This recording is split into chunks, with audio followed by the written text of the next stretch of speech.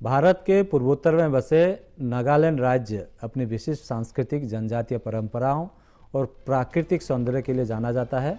इस राज्य की विविधता में एक और रंग तब घुल जाता है जब यहाँ बिहार के लोग अपनी संस्कृति विरासत को जीवंत रखते हैं। वहीं आज बिहार के पूर्णिया से सांसद पप्पू यादव की दीमापुर यात्रा ने इस सांस्कृतिक जुड़ाव को और भी मजबूत किया। उनका दीमापुर आगमन बिहार दिवस समारोह के मुख्य अतिथि के तौर पर हुआ, जहां नागालैंड में बसे बिहारी समुदाय के लिए एक महत्वपूर्ण समय था। वहीं दीमापुर हवाई अड्डे पर भोजपुरी समाज के लोगों ने पप्पू यादव का गर्मजोशी से स्वागत किया, जो नागालैंड में बिहारी समुदाय के स्नेह और सम्मान का प्रतीक देखा गया। यह स्वागत न केवल एक राजनेता का स्वागत था, बल्कि एक ऐसे व्यक्ति का स्वागत था जो बिहार की आवाज़ का प्रतिनिधित्व करता है और बिहारी अस्मिता का प्रतीक है। एनी न्यूज़ के संवाददाता विजय शर्मा ने पप्पू यादव से विशेष बातचीत की, जिससे इस यात्रा के उद्देश्यों, बिहार दिवस के महत्व और नागालैंड में बिहारी समुदाय की भूमिका के बारे में जानकारी दी गई। नागालैंड के दीमापुर से विजय शर्मा की एक्सक्लूसिव रिपोर्ट देखिए।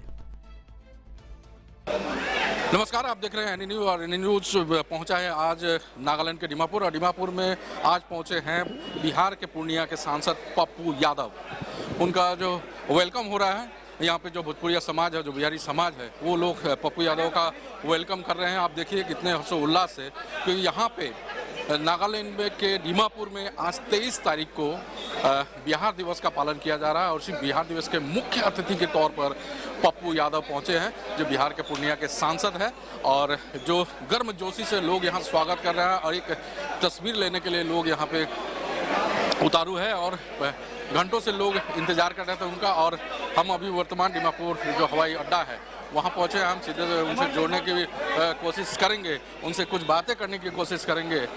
सबसे पहले मैं उनके पास जाने की कोशिश करता हूँ। सर, सबसे पहले स्वागत है आपको नॉर्थ ईस्ट में, और कैसा लग रहा है सर? हमें तो अच्छा लगता है। हम तो 84, 85 से आते हैं। जब कोई बिहार, आसाम में हो या कहीं हो, बिहार और कोई इस तरह की बड़ी घटना घटती है तो आई एम देयर। चाहे वो नक्सल हो, चाहे कोई मुद्दा हो, तो अच्छा लगता है।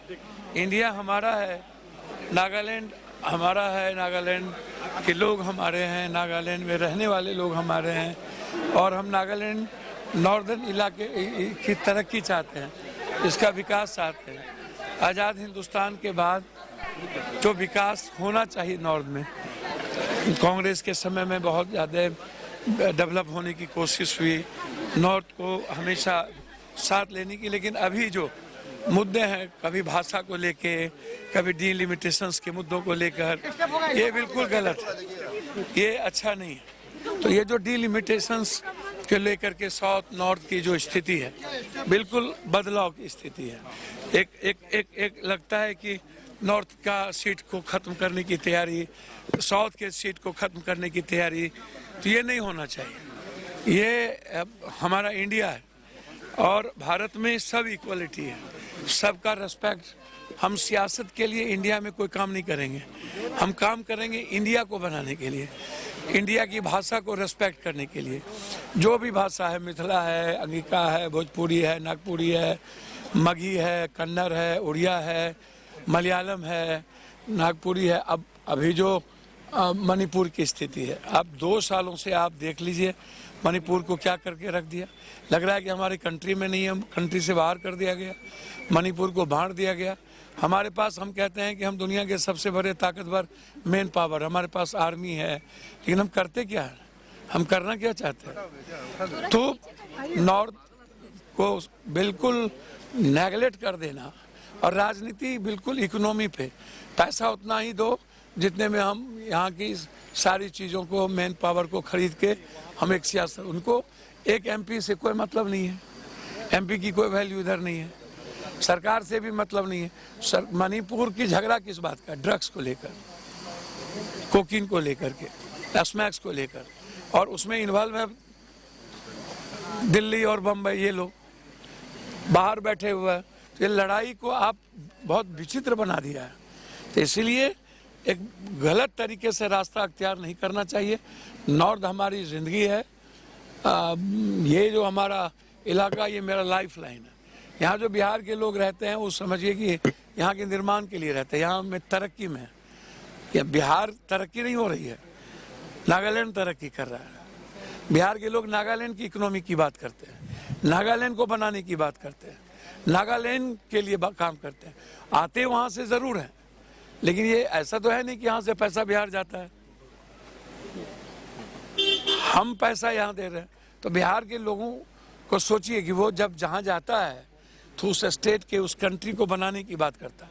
आज जो ट्रम्प टैरिफ के हमारे बिहार पर और इंडिया पर हमला किया हुआ है, टैरिफ को लेकर के जो आज हमारी इकोनॉमी कोलैप्स कर गई, शेयर मार्केट कोलैप्स कर गया, मुद्रास्फीति कोलैप्स कर गया। कुछ दिनों के बाद इतने कर्ज हो जाएंगे हर इंडियन पर कि आप सोच नहीं सकते हो, तो उस पर चर्चा नहीं होती है। तो आप अमेरिका में हमारे लोग हैं, उसको आप भगाने की बात, देखो 2 तारीख को क्या होगा। ये तो टैरिफ का तो ये जो ट्रम्प है, इसका जो आतंक है तो बहुत है। तो इसीलिए बिहार के लोग हमेशा, हिंदी पट्टी के लोग हमेशा जहाँ जाते हैं उनकी संस्कृति का सम्मान करते हैं, उनकी भाषा का सम्मान करते हैं और अपने सेल्फ रेस्पेक्ट का भी ख्याल रखते हैं। नॉर्थ ईस्ट में लाखों तादाद में भोजपुरिया समाज है, हिंदी भाषा भाषी समाज है। आप नागालैंड के दीमापुर पहुंचे हैं, आप उन लाखों लोगों को क्या मैसेज देना चाहेंगे? भैया मैसेज क्या देना है, एक संविधान, एक देश, एक परिवार, हम लोग एक फैमिली हैं, एक खून है। आप इतने समझिए, इस हमारे देश में हर तरह के संस्कृति को आज़ादी से जीने का राइट है, हर तरह के भाषा का सम्मान है, हर तरह के गरीब अमीर को अपने अधिकार से जीने का राइट है। राजनीति क्षेत्र में किसी के अधिकार को कोई ना छीन सकता, किसी की भाषा का अनरेस्पेक्ट नहीं कर सकता और ना ही किसी के विचारों का अनरेस्पेक्ट कर सकता। कोई राजनीति, अगर राजनीति पार्टियां की बात करूं तो एक तरह से राजनीति पार्टियां जो तो ये थे पप्पू यादव जी, और उन्होंने एनी न्यूज के साथ एक्सक्लूसिवली बातचीत की। हम आगे भी इनका इंटरव्यू करेंगे, इनसे हर पहलू पे जानकारी लेने की कोशिश करेंगे। क्या नॉर्थ ईस्ट के लोगों में जो हिंदी भाषा भाषी है, जो भोजपुरी समाज है, उनके साथ वो क्या आगे कदम उठाएंगे, क्या